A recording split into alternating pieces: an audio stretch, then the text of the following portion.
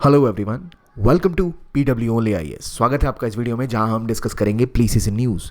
क्या वो जगह है जो न्यूज़ में उनका क्या रोल है, क्या उनकी इंपॉर्टेंस है, ये सब समझेंगे इस वीडियो में। मेरा आपसे सवाल है, 38th पैरेलल ये कहाँ से जाती है?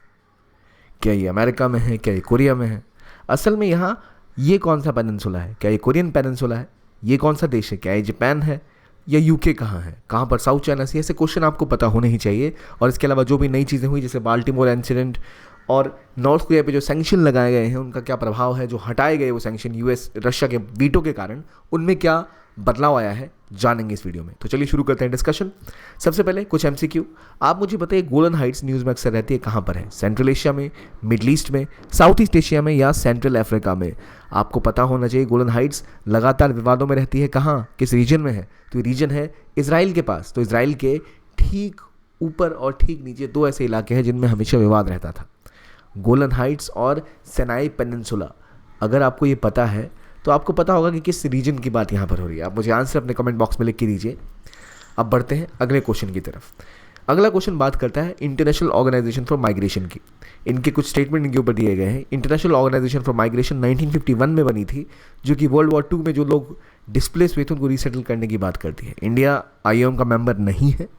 और इंटरनेशनल माइग्रेशन आउटलुक जो एक रिपोर्ट है वो IOM पब्लिश करता है। आपके पास 4 ऑप्शंस हैं, आप बताइए इसमें से करेक्ट ऑप्शन क्या है, और क्या international organisation for migration recently news में रही थी? अगर रही थी तो किस वजह से रही थी, वो हम जानेंगे आगे। तो चलिए शुरू करते हैं डिस्कशन पहले टॉपिक के साथ। ISIS के नाम आपने सुना होगा, एक टेररिस्ट ऑर्गेनाइजेशन है। Islamic state for Iraq and Syria इसका फुल फॉर्म होता है, जिसको हम शॉर्ट में IS भी कहते हैं, यानी इस्लामिक स्टेट। रशिया में अटैक्स हुए थे और ISIS-K ने इसकी जिम्मेदारी ली थी। ISIS-K है क्या? ISIS का वो पार्ट जो कि खोरासन प्रोविंस में काम करता है, असल में इसकी बात की जा रही है। तो खोरासन है कहाँ पर, जिन्होंने इसकी रिस्पॉन्सिबिलिटी ली? असल में जो ऐतिहासिक जगह हुआ करती थी जहाँ पर सल्तनत या फिर आप कह सकते हैं खालीफेट का रूल हुआ करता था सेंट्रल एशिया के आसपास, वहाँ जो प्रोविंसेस थे, वो जो इलाके हैं, उनको पहले खोरासन कहा जाता था। सेंट्रल एशिया की बात आप कर ले और कुछ आपका वेस्ट एशिया, तो ये हिस्सा खोरासन कहलाता था। मिडिल एजेस की बात कर रहा हूँ, मेडिवल पीरियड के टाइम में। और यहाँ पर अभी भी ISIS का वो हिस्सा, उस आतंकवादी ग्रुप का वो हिस्सा जो कोशिश कर रहा है यहाँ पर अपने जो उनका फोकस इस रीजन के ऊपर है, उसे हम कहते हैं ISIS-K। बाकी आपको पता है यहाँ पर आपका होगा ISIS यानी Islamic state for Iraq and Syria. ये रहा इराक, और ये कौन सा देश है? क्या ये सीरिया है, लेबनान है? अभी हम यहाँ की बात करें, कौन सा देश है? ये लेबनान है। ये कौन सा देश है? ये इज़राइल है। और गोलन हाइट्स कहाँ है? ऊपर की तरफ है। नीचे की तरफ क्या है? सिनाई पेनिनसुला है। तो इराक और सीरिया में एक्टिव पार्ट है ISIS का, और ISIS-K खोरासन जो इस तरफ फैला हुआ है उसकी बात है। और ये ग्रुप जो होता है ये मैक्सिमम अटैक किसके ऊपर करता है? तो पाकिस्तान, अफगानिस्तान के रीजन में जो भी अटैक हुए हैं, या कुछ हिस्से में ईरान में जो अटैक्स हुए गए हैं, वो सब ISIS खोरासन की जिम्मेदारी उनकी होती है। अक्सर वही वो अटैक करते हैं। तो ये एक टेररिस्ट ग्रुप का वो सब पार्ट जो खोरासन प्रोविंस के ऊपर फोकस्ड है। खोरासन क्या है? तो वो जगह है जिसके टाइम में खालीफेट का रूल इस टाइम पे यहाँ पर हुआ करता था, मेडिवल हिस्ट्री के टाइम में। तो हमने समझा कहाँ पर है ये। और मॉस्को में एक बहुत खतरनाक आतंकवादी हमला हुआ था, जिस पे मॉस्को यानी रशिया की गवर्नमेंट का कहना है कि ज़रूर यूक्रेन का हाथ है, और उसके बाद से उन्होंने यूक्रेन के ऊपर हमले तेज़ कर दिए हैं, जबकि ISIS-K ने इसकी जिम्मेदारी ली थी। तो क्या सच्चाई है अभी तक थोड़ी धुंधली है, पर हमारे काम की चीज़ें हैं। यूक्रेन कहाँ है, रशिया कहाँ है, हमने कई बार डिस्कस किया। ISIS-K यानी खोरासन कहाँ है प्रोविंस, ये हमने अभी डिस्कस कर लिया। अब आगे बढ़ते हैं और बात करते हैं एक रोड की, निम्मू पदम दारचा रोड। ये रोड असल में लद्दाख में बना है, और ये 298 किलोमीटर्स का एक बहुत अहम रोड है, जिसको बनाया है किसने? BRO ने, ब्रो यानी बॉर्डर रोड ऑर्गेनाइजेशन। जो भारत के सभी सीमावर्ती इलाकों पे जो रोड बनते हैं, जो कंस्ट्रक्शन होता है, वो यही संस्था करती है। निम्बू पदम दारचो रोड जो है बहुत स्ट्रेटेजिकली इंपॉर्टेंट है, क्योंकि ये एक इम्पॉर्टेंट पास को जोड़ता है। एक इम्पॉर्टेंट पास है जहाँ से गुजरता है, वो है शिनकुल्ला पास। और ये लद्दाख को ऑल वेदर कनेक्टिविटी देगा, यानी सर्दियों के मौसम में आप ज़ांस्कर तक पहुंच सकते हैं, जहां पहले बहुत दिक्कत आती थी जाने में।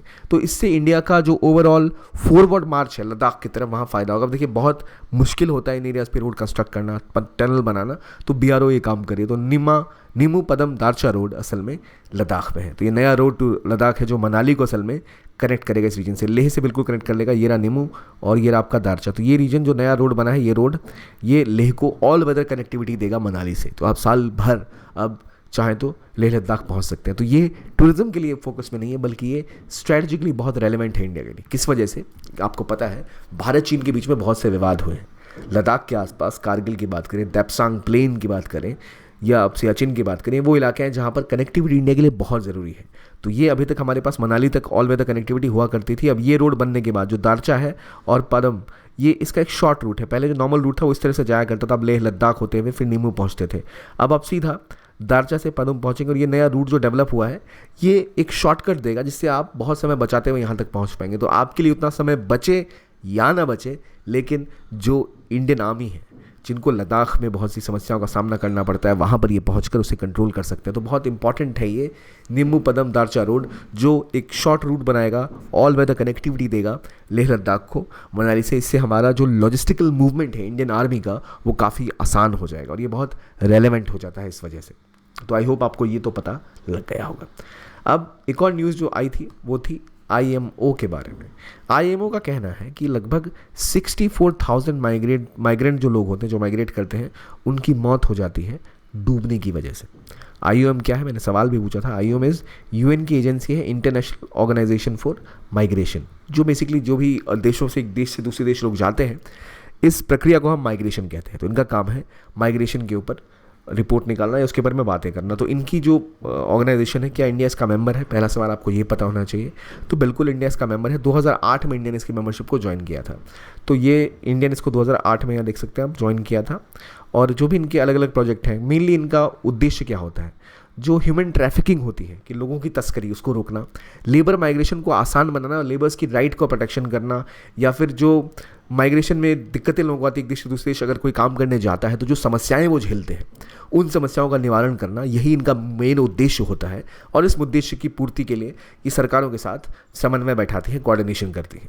तो इन्होंने जब ये नई रिपोर्ट निकाली, इन्होंने कहा कि भाई बहुत से मिसिंग लोग हैं जो एक देश से दूसरे देश जाते हैं काम की तलाश में, या फिर उनके ऊपर जान का खतरा होता है। वहाँ मेजॉरिटी लोग जो जान के खतरे की वजह से एक देश से दूसरे देश जाते हैं, फॉर एग्जाम्पल हम रोहिंग्याज मुस्लिम्स की बात कर लें, या हम उइगर्स की बात कर लें, तो ये जब, या अफ्रीकन कई ऐसे देशों में अभी इनस्टेबिलिटी है, तो वहाँ से लोग अगर मूव करते हैं, एक जगह से दूसरे देश जाते हैं, तो वहाँ वो अक्सर समुद्र का रास्ता लेते हैं और उन रास्तों पे उनकी डूबने की वजह से मौत हो जाती है। और मैक्सिमम सबसे बड़ा कॉज यहाँ रहा है ड्राउनिंग। तो IOM, अब पहली बात हमें पता है इंडिया इसका मेंबर है। IOM कब बना? 1951 में बना था। ये UN की एक एजेंसी है, एक ऑर्गेनाइजेशन है। पहले ये असल में इसलिए बनाई गई थी कि वर्ल्ड वॉर 2 के बाद जो लोग डिस्प्लेस हुए हैं, काफ़ी लोग गए थे, तो जो अपने घरों से बाहर निकले थे, जो बेघर हो गए थे, तो उनको किस तरह से मैनेज किया जाए, उनके ऊपर काम करना मुख्य रूप से इनका उद्देश्य था। और पहले इसका नाम था provincial intergovernmental committee for the movement of migrants from Europe. तो नाम से ही क्लियर है, यूरोप से जो लोग निकले हैं बाहर, उनको सेटल करने की बात करता था। फिर इसका नाम बदला, पहले intergovernmental committee for European migration हुआ, फिर इंटरगवर्नमेंटल कमिटी फॉर माइग्रेशन हुआ, और बाद में 1989 में जाके ये इंटरनेशनल ऑर्गेनाइजेशन फॉर माइग्रेशन बनता है। तो इसलिए 1989 में जिस स्वरूप में आज ये है, उसी स्वरूप में आता है, और इसका फोकस यूरोप के अलावा बाकी दुनिया भर के जो माइग्रेंट्स हैं उन तक पहुंचता है। 175 मेंबर्स हैं इसके, और इंडिया ने 2008 में से ज्वाइन किया। और ये हर 2 साल पे असल में वर्ल्ड माइग्रेशन रिपोर्ट निकालता है। अब आपको कंफ्यूज करने के लिए एक और होती है इंटरनेशनल माइग्रेशन आउटलुक। ये जो रिपोर्ट है ये पब्लिश करता है कौन? OECD, organisation for economic and cooperation development, जो असल में जो एक तरह से कह सकते हैं जो थोड़ी सी हायर इनकम कंट्रीज है, उनकी कंट्रीज़ का ग्रुप है OECD। इनकी रिपोर्ट होती है कौन सी? International migration outlook. International migration outlook कौन निकालता है? OECD। IMO नाम की जो रिपोर्ट है वो असल में IMO नहीं, IOM नहीं निकालता। इस हमारी संस्था का नाम है IOM, और इनकी जो रिपोर्ट है उसका नाम है वर्ल्ड माइग्रेशन रिपोर्ट। जबकि इंटरनेशनल माइग्रेशन आउटलुक नाम की जो रिपोर्ट है वो OECD निकालती है। तो ये डिफरेंस भी समझ गया, इंडिया है इसका मेंबर, ये भी समझ गया। रिसेंट रिपोर्ट डूबने की वजह से जो आई है वो क्यों है? क्योंकि नाव से लोग जाते हैं। जैसे रोहिंग्यास के केस में खासतौर पे देखा गया था, म्यांमार से उन्हें भगाया गया, कई उनके रिफ्यूजीज जो थे जान बचाने के लिए वहाँ से भागे और डूब के मर गए। अफ्रीका से लोग अगर इटली या यूरोप की तरफ जाना चाहते हैं तो अक्सर समुद्र के रास्ते जाते हैं, जहाँ उनकी जान चली जाती है डूबने की वजह से। तो वहाँ पर असिस्टेंस भी नहीं होता और काफ़ी ठंडा इलाका होता है, इसलिए बहुत दिक्कतें यहाँ पर आती हैं। अब अगला, जब बात समंदर की हो रही है, डूबने की हो रही है, तब एक और चीज़ जो न्यूज़ में आई है वो है ऑपरेशन संकल्प। इंडियन नेवी का मैरीटाइम सिक्योरिटी को लेकर किया जाने वाला एक बहुत महत्वपूर्ण ऑपरेशन जो 14 दिसंबर से 23 मार्च तक चला, विच इज़ ऑपरेशन संकल्प। 100 दिन संकल्प के पूरे हो चुके हैं। तो इसमें नेवी ने संकल्प क्या लिया था? अब देखिए, जो ओशंस हैं, जो आप देखेंगे यहाँ ओशन है, ये आपका मान लो अफ्रीका को हम इस तरह से बना लें, तो यहाँ आपका रेड सी वाला इलाका, चलिए मैप से देखते हैं। यहाँ ये जो इलाका है ये कौन सा इलाका है पहले मुझे बताइए। यहाँ आप इस पहले बड़े मैप में देखिए, ये है स्ट्रेट ऑफ हॉर्मुज़, यहाँ स्ट्रेट ऑफ हॉर्मुज़ है, ये जो चोक पॉइंट इसे कहते हैं स्ट्रेट ऑफ हॉर्मुज़, ये है पर्शियन गल्फ़। और यहाँ पर भी इंडिया का कुछ इंपॉर्टेंट पोर्ट्स हैं, जैसे बंदर अब्बास है, यहाँ पर ईरान की नेवी का बेस है यहाँ पर, और इसके आसपास के इलाकों में लगातार ऑयल टैंकर्स के ऊपर अटैक हो रहे थे। जैसे यहाँ जब आप देखो स्ट्रेट पर्शियन गल्फ़ के पास ये है स्ट्रेट ऑफ हॉर्मुज़, यहाँ पर है गल्फ़ ऑफ ओमान, तो यहाँ पर भी कुछ ऑयल टैंकर्स के ऊपर अटैक हुआ था, तो यूएस ने वहाँ पर सपोर्ट में भेजा था। फिर यहाँ फौजरिया है, जहाँ यूएई और सऊदी अरेबिया ने कहा था कि उनके ऑयल टैंकर्स के ऊपर अटैक हुआ था। बहरीन, यहाँ पर ये देखिए बहरीन, यहाँ छोटा सा आइलैंड है। खास बात आप कहोगे भाई अमेरिका यहाँ मदद कहाँ से पहुँचा रहा है, तो अमेरिका की जो 5th फ्लीट है वो असल में मिडल ईस्ट में यहाँ रहती है, बहरीन में, ईरान के जस्ट सामने, तो इनके ऊपर खतरा हमेशा मंडराता रहता है।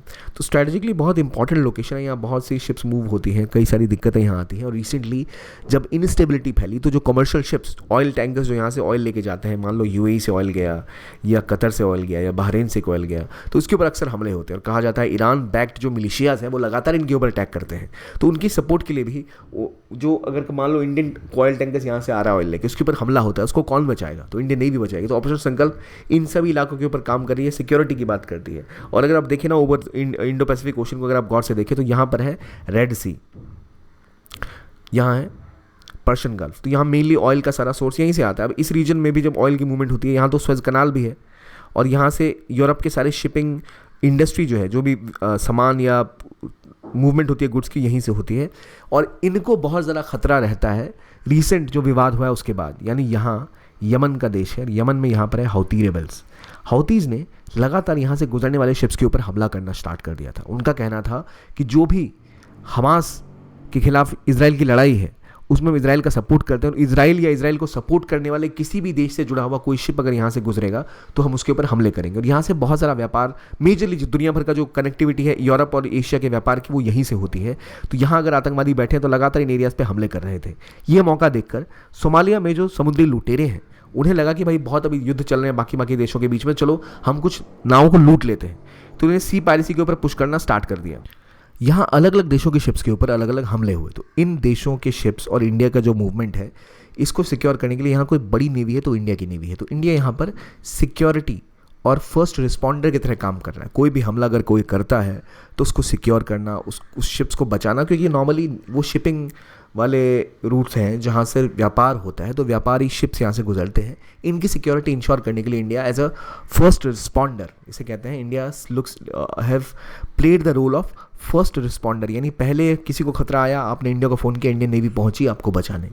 ये दिखाता है कि इंडिया का लॉन्ग टर्म गोल जो है to play the role of net security provider in Indian Ocean, यानी अगर कोई भी आपकी देश को समस्याएं आ रही है तो भारत वहाँ पर चीज़ों को सिक्योर करने में एक बड़ा रोल निभा सकता है। और यही सिक्योरिटी की बात जब आती है, यही जब एस्पेक्ट आता है कि भारत को सिक्योर करना है अपना रीजन, तो भारत वहाँ एक महत्वपूर्ण रोल निभाता है। और यही रोल निभाने के लिए भारत का एक महत्वपूर्ण ऑपरेशन संकल्प यहाँ पर कंप्लीट हो रहा है।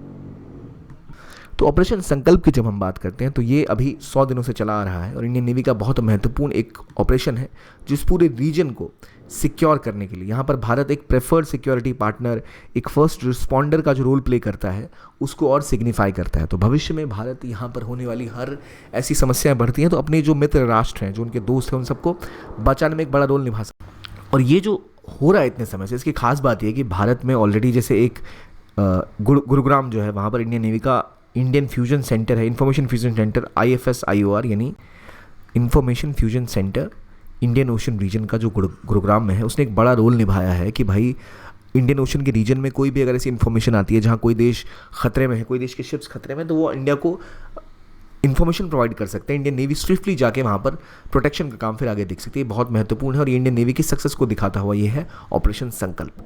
तो अभी तो ये कहाँ चल रहा है, इंडियन ओशन के रीजन में सिक्योर करने के लिए, security as a India as a preferred security partner, India as a first responder.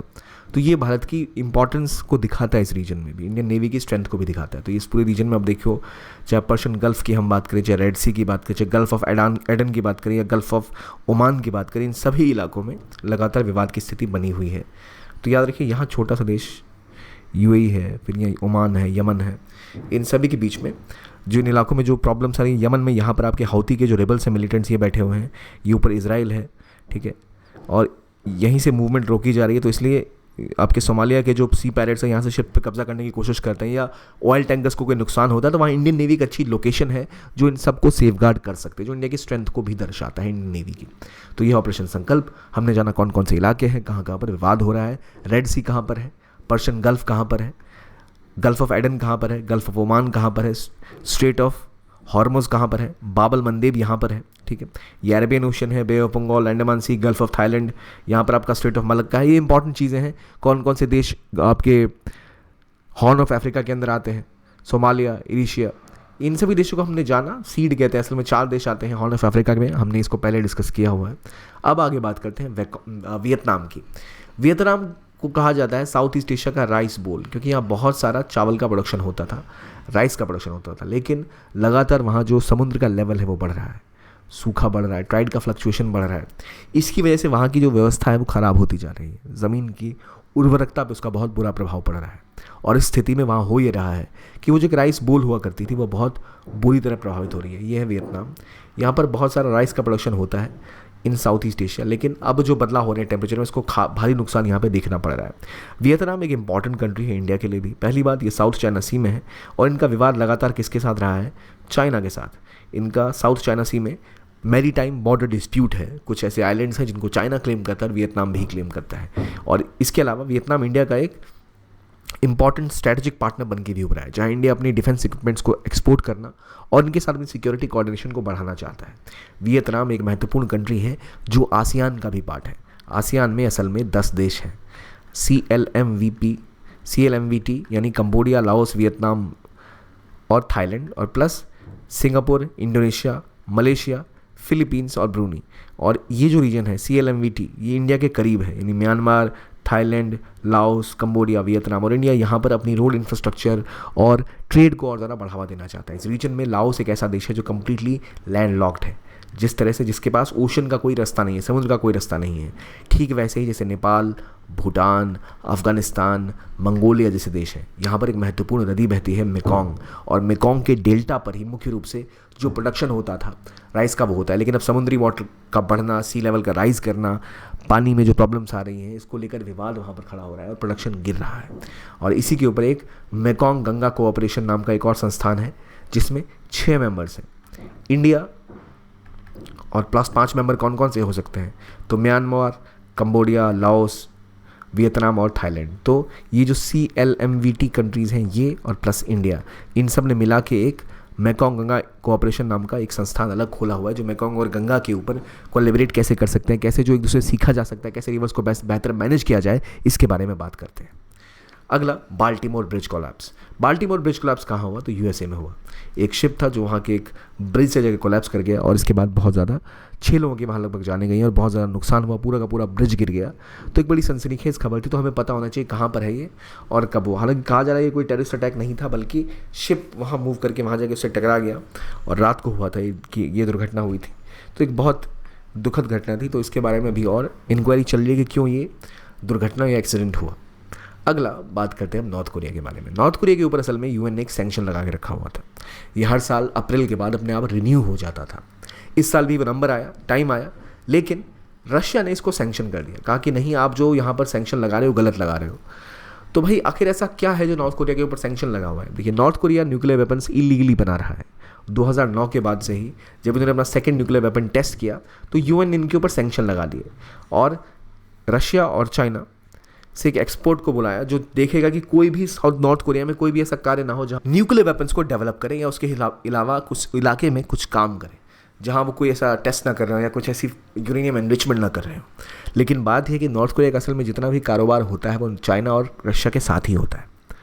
ये सैंक्शन UN ने लगाया था और जब ये एक्सपायर होने वाला था इस बार रशिया ने इसके रिन्यूअल पर हर साल दोबारा ये अप्लाई हो जाता है। वो UN सैंक्शन पर रोक लगा दी वीटो लगाते हुए। UN सिक्योरिटी काउंसिल के जो परमानेंट मेंबर है वो किसी भी सैंक्शन के खिलाफ वीटो लगा सकते हैं। वीटो लगाने के बाद वो जो रेजोल्यूशन है, वो जो भी प्रस्ताव है, वो आगे नहीं बढ़ पाता। तो ये जो सैंक्शन लगाया वो रशिया ने लगाया। अब क्यों लगाया?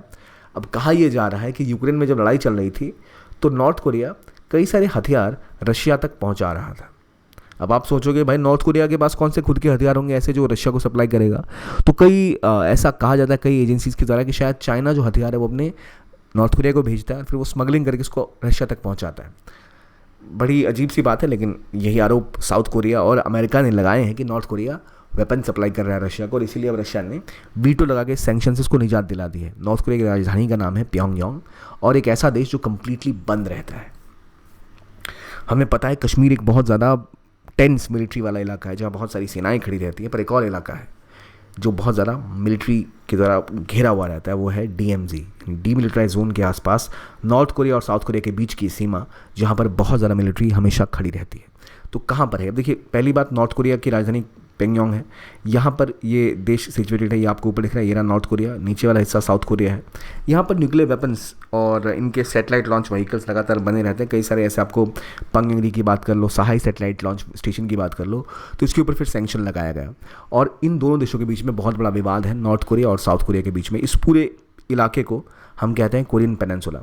इसके एक तरफ येलो सी है, ठीक है, दूसरी तरफ कह सकते हैं सी ऑफ जापान है, सॉरी। तो इन दोनों के बीच में ये स्थित है। अब जहाँ इनकी सीमा है, ये अभी है DMZ, डीमिलिटराइज जोन। अगर आप गौर से देखें तो यहाँ आपको एक और लाइन दिखाई देगी, इसे कहते हैं 38th पैरेलल। तो इनिशियली जब वर्ल्ड वॉर 2 ख़त्म हुआ था, आफ्टर वर्ल्ड वॉर 2, इस इलाके में कब्ज़ा 2 देशों का हुआ था। नॉर्थ कोरिया USSR के कब्ज़े में आ गया था, और साउथ कोरिया USA के कब्ज़े में आ गया था। तो इन दोनों ने इसका विभाजन किया था पोस्ट डैम कॉन्फ्रेंस में, और डिसाइड किया था कि 38th पैरेलल, ये 38 डिग्री नॉर्थ, ये असल में जो लैटिट्यूड है यहाँ से गुजरता है, इसको कहा था कि भाई ये हमारी सीमा रहेगी नॉर्थ कोरिया साउथ कोरिया की। तो ये USA और USSR के बीच में, जब वर्ल्ड वॉर 2 के बाद जब जापान ने सरेंडर किया था, तो इधर हो गया था USSR वाला, इधर हो गया था USA वाला। लेकिन बाद में कोरियन वॉर हुई, और जहाँ नॉर्थ कोरिया की लड़ाई हुई और नॉर्थ कोरिया ने साउथ कोरिया पर अटैक किया, और अभी वो स्थिति ये है कि अभी जो वर्तमान स्थिति है, जो DMZ है, ये इसकी बाउंड्री है। डीमिलिटराइज जोन जो आपको दिख रहा है, ये असल में अभी बाउंड्री है। पहले ये 38 पैरेलल डिसाइड हुआ था पोस्ट डैम कॉन्फ्रेंस में वर्ल्ड वॉर 2 के बाद। उसके बाद कोरियन वॉर होती है, और कोरियन वॉर के बाद जब दोबारा सीज फायर होता है, तो ये पैरेलल लाइन डिसाइड की जाती है। तो यहाँ अभी डिक्टेटरशिप है, साउथ कोरिया में डेमोक्रेसी है। तो साउथ कोरिया सप्लाई करता है वेपन्स, कहा जा रहा है, इसीलिए रशिया ने इनकी सैंक्शंस के ऊपर वीटो लगा दिया है। तो ये थी बात आज के टॉपिक की। आई होप आपको ये टॉपिक अच्छा लगा हो, और आप समझ गए हो सारी चीज़ों को, आप MCQ भी सही कर पा रहे हो। तो ज़रूर इसको देखिए, और ऐसे कई और कंटेंट और इसका PDF आपको मिल जाएगा हमारे channel PW Only As official पे। तो आप टेलीग्राम चैनल को ज्वाइन करके ऐसे और कंटेंट को देख सकते हैं, अपनी प्रिपरेशन को एक नई उड़ान दे सकते हैं। आज की वीडियो के लिए इतना ही। देखने के लिए बहुत बहुत धन्यवाद। Keep on watching PW Only IAS।